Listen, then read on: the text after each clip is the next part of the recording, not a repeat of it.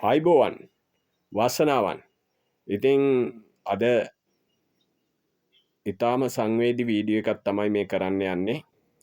මේ අම්මයි තාත්තයි. මෙන්න බලන්න මේ තාත්තා වසර 10ක් තිස්සෙම මේ ඇඳ උඩ ඉස්සල්ලා රෝහලෙන් දීලා තිබුණා පර්තියාගේ සීලීත් දීලා තිබුණා හොඳ මෙට්‍රස් එකක්. ඒක කරන්ට් එක අයින් වෙනවා, කරන්ට් එක පිච්චෙනවා කියලා ඒකත් අයින් කරලා දැන් නෝමල් මෙට් එක තමයි ඉන්නේ. මේ මනුස්සයා වසර 10ක් ඇඳ උඩ මේ අම්මා පුදුමාකාර කැපවීමකින් මේ පවුල රැකගෙන ඉන්න උපරිම උත්සාහයක් කරනවා. අපි අහලා බලමු මේ මනුස්සයාට මොකද්ද උනේ කියලා. කියන්න බලන්න කුමාර මෙන්න මේ ඔයා දිහා බලාගෙන ඉන්නවා දැන් කට්ටිය. පොඩ්ඩක් හයියෙන් කියන්න මේ අයට ඇහෙන්න. සර්ලගෙන් නෝල්ලගේ සර්ලගෙන් මම ඉල්ලන්නේ මම අවුරුදු 10ක් ඉස්සල්ලා වෛද්‍ය රිපෝට් එක එහෙම ගේන්න. හරි. ප්‍රයිවට් කන්ට්‍රැක්ට් අංශේ සේවය කරා. අතු කැපිලි ගෙවල් වලට ලයිට් දිවිලි සේවය කරා. ගෙවල් වයරින් කරලා තමයි මම දරුවොත් එක්ක මං ජීවත් වුණේ. ඒ ඉඳලා මම ගහක් කපන්න ගියා. ගහක් කපන්න ගිහිල්ලා අඩි 40ක් උඩින් වැටුණා. වැල්ලා විරලා මාව අරන් කොළඹ මහා ස්පිරිතාලට ගිහිල්ලා මාස 3ක් හිටියා. මාස 3න් පස්සේ එහෙන් රාගම යවුවා. ටික දවසක් යනකොට හොඳ වෙයි කියලා. ඊට පස්සේ රාගමින් කිව්වා මාව කාලයක් යනකොට මට නැගිටින්න පුළුවන් කියලා. නමුත් රාගම මාස 4ක් හිටියා. ඒ ඉඳලා ඉන්න කෙනෙක් නැති හින්දා මා ගාව හිටියේ මා පුතා ආපු හින්දා මම ආවා.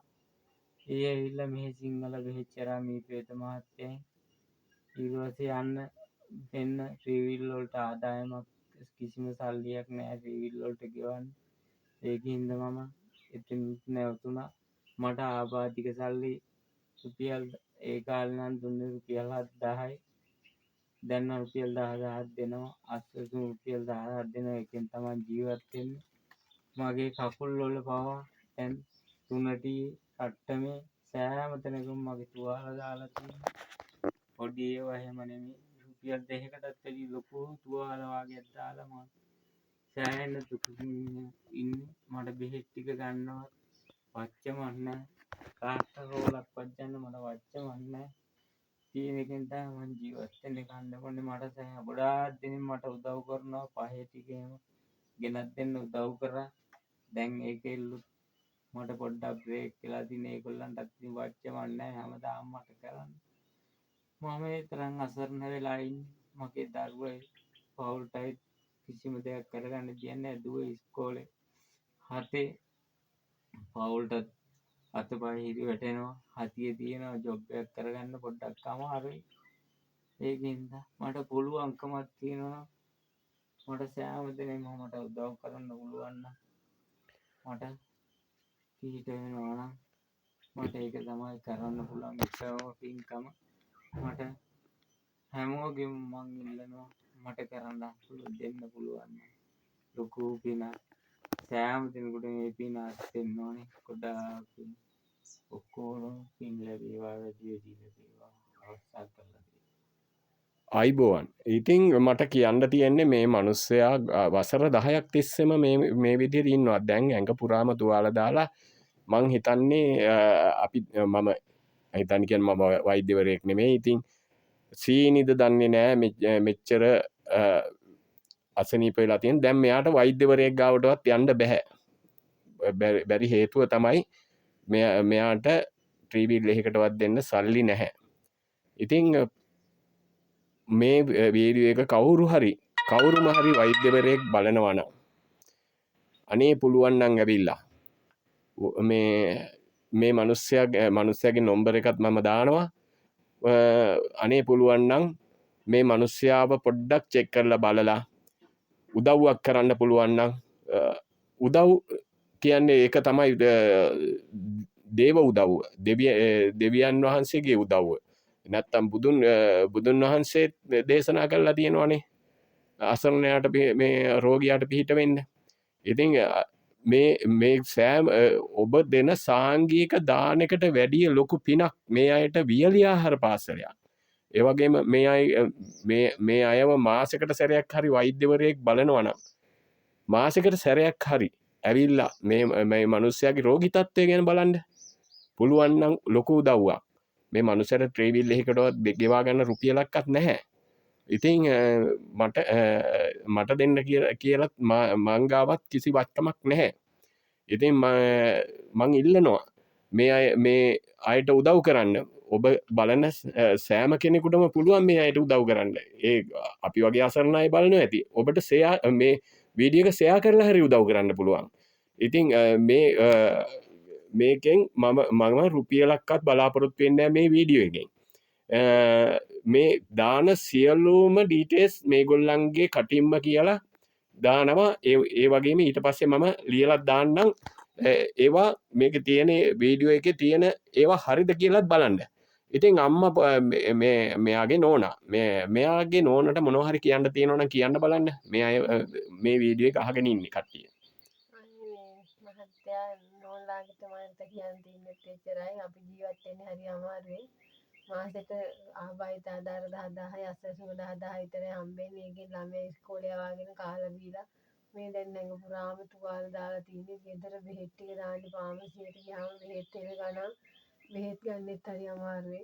පැම්පර්ස් පැකට් එකක් තරමටවත් අරගන්න වත්කමක් නැහැ. ඒකත් කවුරුත් කරන් දෙන්නේ නැහැ. ඉස්සර කට්ටිය කරා දැන් සලකන්නේ එහෙම නැහැ කට්ටිය. ඉතින් හැමදාම වැය කරන්න මිනිසුන්ට මේ දැන් ඉතින් වෙලා තියන්නේ මේ ජීවත් වීමත් හරි අමාරු තත්ත්වයක තියන්නේ. දැන් මෙයාලා බෙහෙත් ටිකක්වත් ගන්න විදිහක් නැතුවයි තියෙන්නේ.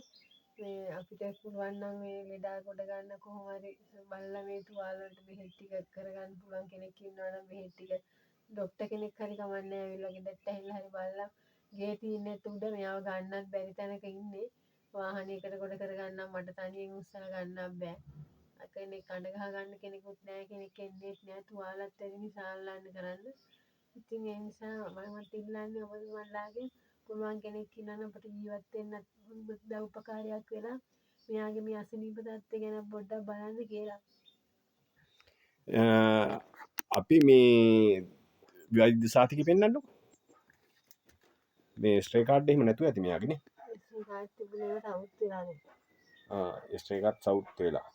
හරි මේ තියෙන්නේ වෛද්‍ය සාතිකයේ කොළඹ ජාතික රෝහලෙන් දීපුනේ. ඔව් හරි ඒක පෙන්වන්න. හරි දැන් ඔයා පෙන්වන්න මේ account number එක පෙන්වන්නකො.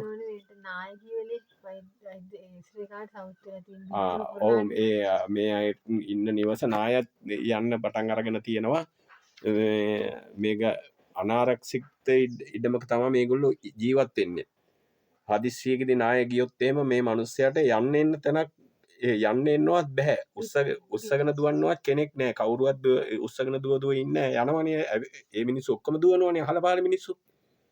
ඒවල් 8ක් නායකයන්. ඔව් මේ තියෙන්නේ account number. මේ තියෙන්නේ ඔයාගේ නම කියන්නකෝ. නීලා කුමාරි. හරි. නීලා කුමාරි මැනිකේ. PK නීලා කුමාරි. හරි. මම මේ account number මට ලියලා දෙන්න. මම මේක දානවා මේ වෙනම. මේ ඉතින් ඔන්න ඕක තමයි මේ යථා තත්ත්වය. ඕගොල්ලන්ට පුළුවන් නම් කියන්නේ ඕගොල්ලෝ සෑම කෙනෙකුට පුළුවන් මේ වීඩියෝ එක බලන්න සෑම කෙනෙකුටම පුළුවන් ඔබට අඩුම ගානේ ෂෙයා කරලා හරි උදව් කරන්න හැමෝටම උදව් කරන්න බෑ. උදව් කරන්න පුළුවන් කෙනෙක් දකින්නකන් ෂෙයා කරලා දෙන්න. ඒක ලොකු පිනක් මාර පිනක් ඕගොල්ලෝ මේ කරගන්න හදන්නේ. එහෙනම් ජේසු පිහිටයි අපි නැවත හමුවෙමු මේ තව එකක් මේ ගෙදරට එන්න තියෙන්නේ හන්වැල්ලට ඇවිල්ලා ලබුගම බස් එකෙත් හැකි ඔගොල්ලෝ වාහනයක එනවා නම් කළුවක් ගලට ඇවිල්ලා කළුවක් ගෙනින් ලබුගම පාරේ ඇවිල්ලා වැලිකන්න හන්දියට ඇවිල්ලා වැලිකන්න හන්දියෙන් මේ ඇඩ්‍රස් එක කියන්නකෝ. සිරිනිවස වත්ත පාරේ 8 ඇල්ලකන්ද සිරිනිවස වත්ත සිරිනිවස වත්ත නෙමෙයිනේ. කෝවිල ගාවින් සිරිනිවස වත්ත පාරේ එනකොට කෝවිලක් තියෙනවා. කෝවිල ගාවින් හැරිලා පල්ලෙහාට ඇවිල්ලා එනකොට නම්බර 8න් එක තමයි මේ ගෙයි නම්බරේ. නම්බර 8 එක ඇල්ලකන්ද වැලිකන්න වගේ. ඔව් 8න් එක ඇල්ලකන්ද වැලිකන්න වග. ලයිට් කුමාරලයාගේ කියලා ගෙවල් කොහෙද කියලා හුවොත් ඕනම කෙනෙක් කියනවා මෙයා කරපු රස්සාව තමයි විදුලි බල මණ්ඩලයේ කොන්ත්‍රාත් සේවකයෙක් විදිහට වැඩ කරපු එක.